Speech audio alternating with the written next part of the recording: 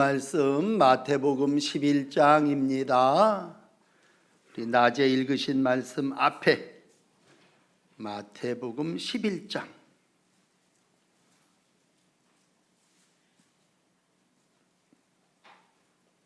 3절서부터 12절까지 봅시다. 제가 3절 읽을 테니까 여러분이 4절을 읽으세요.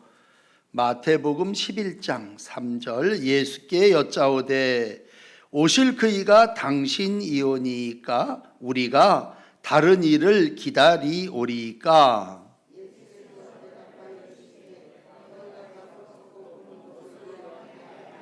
맹인이 보며 못 걷는 사람이 걸으며 나병 자가 깨끗함을 받으며 못 듣는 자가 들으며 죽은 자가 살아나며 가난한 자에게 복음이 전파된다 하라.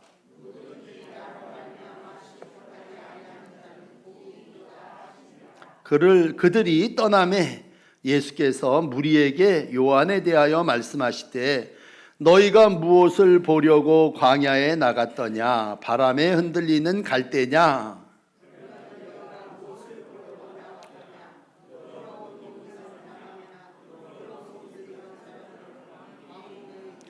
그러면 너희가 어찌하여 나갔더냐? 선지자를 보기 위함이었더냐? 옳다. 내가 너희에게 이르노니 선지자보다 더 나은 자니라.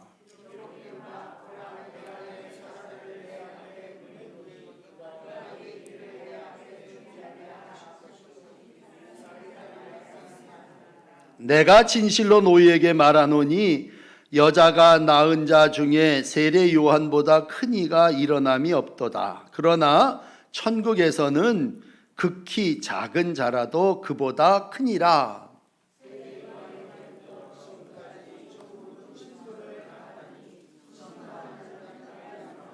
아멘. 세례 요한에 대한 말씀을 좀 드리겠습니다. 이제 우리가 3장에서 예수님께 세례 요한이 세례를 줬죠. 그때도 예수님하고 처음 대화를 한 사람이 세례 요한이었습니다. 아유, 내가 어떻게 예수님한테 세례를 줍니까? 그랬더니 예수님 또 말씀하시고, 그래서 그 말씀에 힘입어서 요한이 이제 예수님께 세례를 베푼 그러한 일이 있었습니다. 그리고는 세례 요한은 이제 잊혀졌어요. 그리고 오늘 이제 11장에 감옥에 있네요. 오늘 2절에 보니까 요한이 옥에서 그리스도께서 하신 말씀을 듣고 제자들을 보내게 됩니다. 그리고 이제 예수님과 함께 다시 한번 소통, 교제가 이루어지는 모습을 보는데, 이번에는 주로 예수님이 세례 요한에 대해서 많은 말씀을 하시고 있었습니다. 아마 세례 요한이 예수님에게 제자를 보면서 예수께 물은 질문은 이런 질문이었어요. 오실 그이가 당신입니까? 아니면 우리가 다른 일을 기다려야 됩니까? 그런 질문이었어요.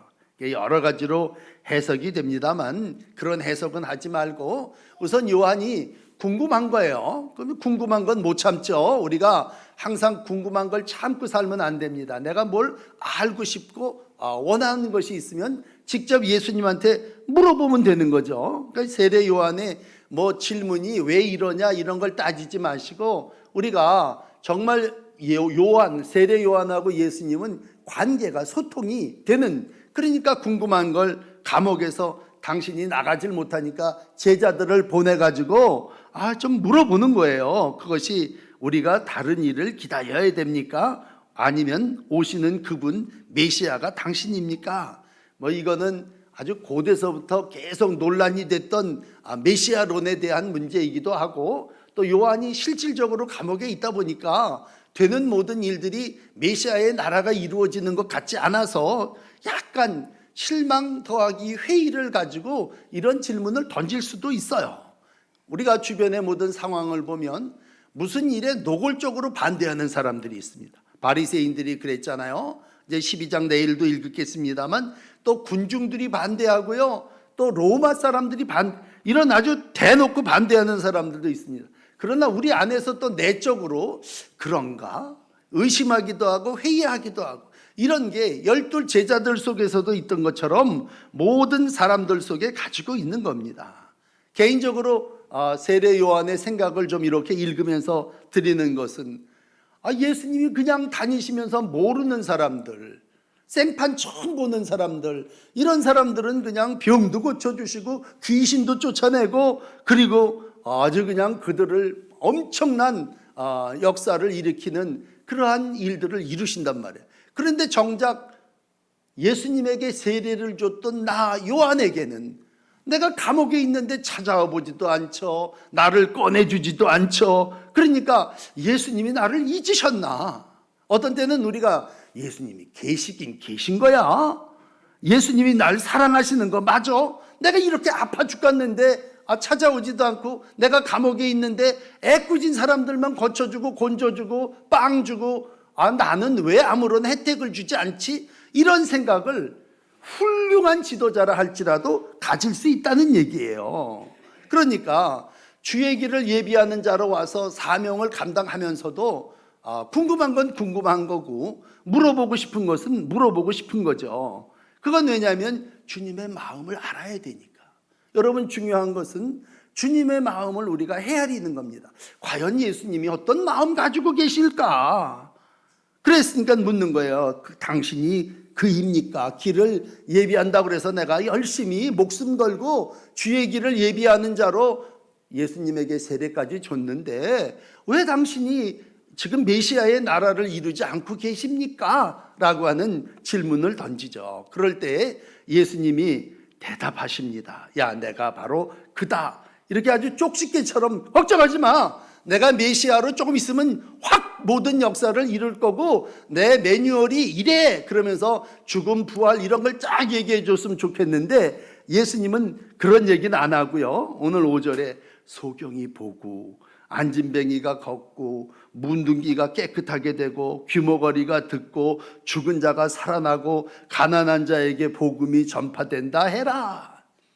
이건 이사야에 있는 얘기거든요. 이사야 35장에도 이사야에서 61장에도 다 앞으로 이런 일이 일어날 거다. 메시아가 오면 이런 일을 할 거다. 그러니까 메시아가 맞긴 맞다는 얘기예요. 와서 그런 일을 똑같이 했다, 그런 얘기입니다. 그러면서 너희가 듣고 본 것을 가서 잘 전해라. 그리고 예수님은 이제 요한의 제자들을 세례 요한에게로 돌려보냅니다. 그러면서 마지막 보내면서 무슨 말씀을 하냐면요, 나를 인하여 실족하지 않으면 복이 있도다.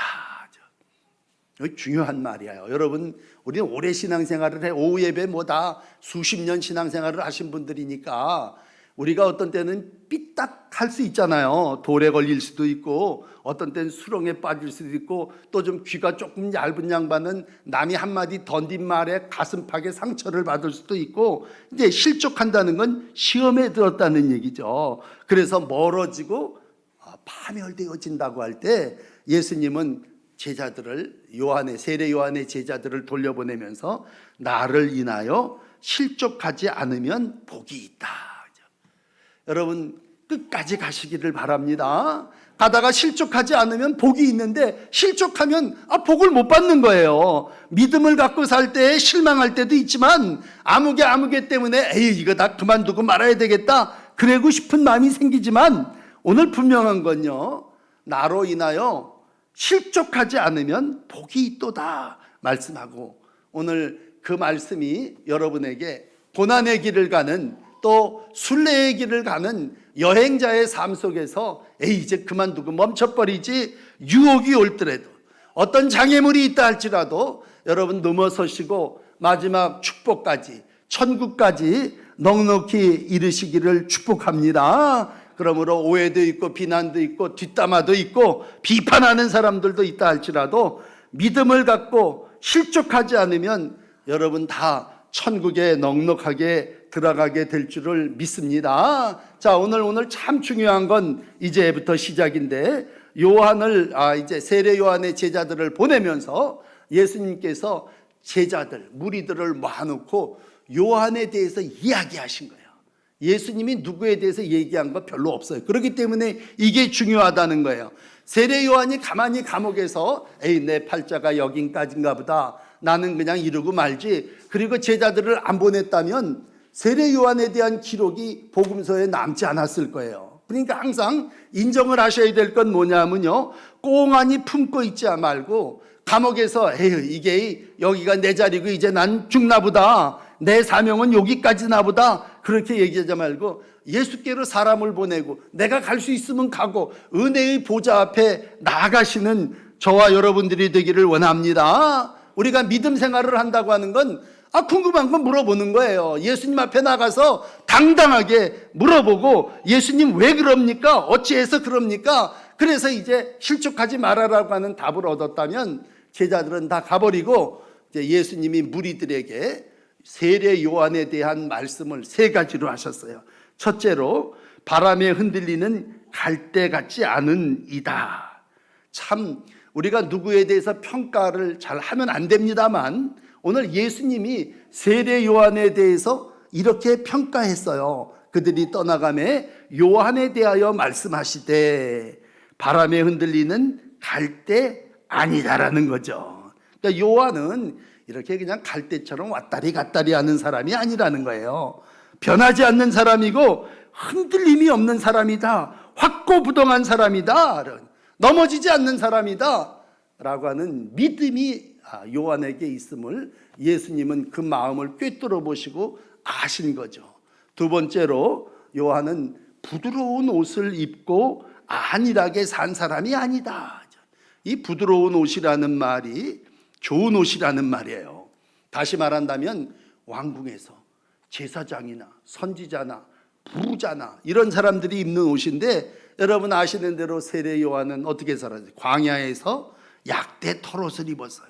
허리에 가죽줄을 띄었어요. 그리고 보통 사람들이 먹는 음식을 먹으면 아주 검소하게. 그런데 우리가 아는 대로 세례 요한은 제사장집 아들이었잖아요. 자식이 없는 집에 뒤늦게 태어나가지고 예수님보다 먼저 와가지고 얼마나 귀한 자식입니까? 여러분 정말 없던 집에 늦둥이 하나 생겼다면 제사장 집에 금이야 오기야 길러댈 자녀가 바로 세례 요한인데, 세례 요한은 이 땅에서 부드러운 옷을 입고 살질 않았어요. 목표를 좋은 옷에다 두지 않고 어떤 폐물이나 명품에 두지 않고 그는 사명을 감당하는, 내가 광야에서 예수님의 길을 예비하는 자로 와서 살겠다. 그리고 고난의 길을 먼저 간 사람이고 사명을 위해서 갔고, 오늘 그 사명 때문에 자기가 지금 어디에 왕국에 있지 않고 제사장 집에 있지 않고 지금 감옥에 있는 거예요. 감옥도 지금과 같은 감옥이 아니죠. 깊은 토굴 속에 갇혀 있다고 하는 거예요. 그러나 오늘 예수님은 그를 선지자라고 9절에 말씀해 줘요. 선지자보다 더 나은 자다. 여자가 낳은 장에 가장 큰 자다. 이렇게 아주 그의 삶을 극찬, 칭찬해 주시고 있습니다. 여러분 선지자가 누구예요? 남보다 먼저 가는 사람이고 남이 보지 못하는 것 보는 사람이고 남이 말하지 않는 것을 말할 수 있는 사람이 선지자 아닙니까? 그런 의미에서 세례 요한은 예수님보다 먼저 와서 선지자의 역할을 감당했다면 지금까지의 모든 선지자들은요 메시아가 올 거다 그런 걸 예언한 사람이에요. 그렇지만 세례 요한은 온 메시아를 눈으로 보고 이 사람이 메시아다 그렇게 외쳤던 사람이에요. 그러니까 선지자 중에 선지자고 용기 있는 자 중에 용기 있는 자고, 심지어는 그 삶 속에 어떠한 위협과 죽음이 온다 할지라도 정말 선지자로서 할 말을 한 사람이에요. 그러니까 감옥에 있습니다만 그때 왕이 헤롯이라고 하는, 헤롯 안티파스라고 하는 왕이 로마에 있는 자기 동생을 갖다가요, 자기 동생의 아내가 좋으니까 그 동생의 아내를 범하고 돌아와서 아내로 삼았던 사람. 근데 서슬이 시퍼러운 왕이니까 아무도 그에 대해서 잘못했다고, 어떻게 동생의 아내를 탐하냐고 책망하는 선지자가 하나도 없었어요. 그렇지만 세례 요한만큼은 헤롯을 책망해 버렸습니다. 왕이 믿음이 없는 사람이니까 가만히 있겠어요? 그러니까 왕을 모독한 죄로 토굴 속에 감았다가 나중에 잔칫날 목을 비참한 죽음을, 인간적인 죽음을 당했다면 오늘 그는 죽음도 두려워하지 않은 사람이에요. 그 어떻게 보면 예수님의 고난의 길, 십자가의 길도 귀중하지만요, 세례 요한의 선지자의 길, 사명의 길도 그는 광야에서 외치는 자의 사명으로 예수님보다 앞서서 예수님을 메시아로 전하는 자로 참 귀한 사명을 감당했다면, 오늘 11절은 예수님은 요한에 대해서 이렇게 얘기합니다. 천국에서 지극히 작은 자라도 요한보다 더 큰 자가 되리라 라고 하는 말씀으로 오늘도 복음을 증거하는 자, 사명을 감당하는 자를 극찬하시고 있습니다. 여러분, 우리가 이 땅을 살아나가며 고난의 길을 간다고 하는 건 예수님을 전하다가 어려움 당한다는 얘기예요. 내가 무슨 사업을 하다 실패하고 병이 들었다는 게 고난의 길이 아니라 하나님이 내게 주신 사명을 이루기 위해서 때로는 물질적인 손해도 보는 거고, 다른 사람에게 침뱉음과 모욕도 당하는 거고, 어려움도 당했다면 말라기 3장 2절이 예언한 그대로 세례 요한은 메시아의 길을 예비하는 사자로서 메시아를 직접 보고 그에게 천국을 준비했단 말이에요. 거듭 말씀드리지만 많은 선지자들이 구약에 있었어요.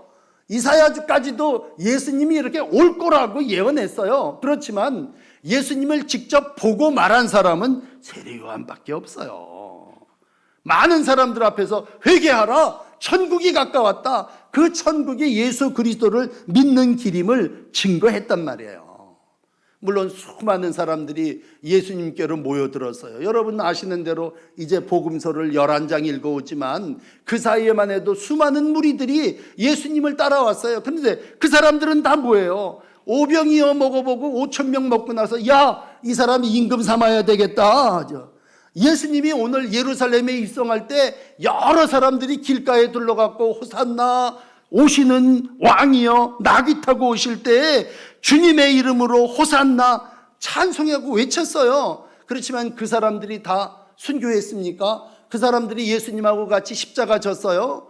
깃발 들고 노래 부르다가 다 뒤로 돌아가 버렸어요.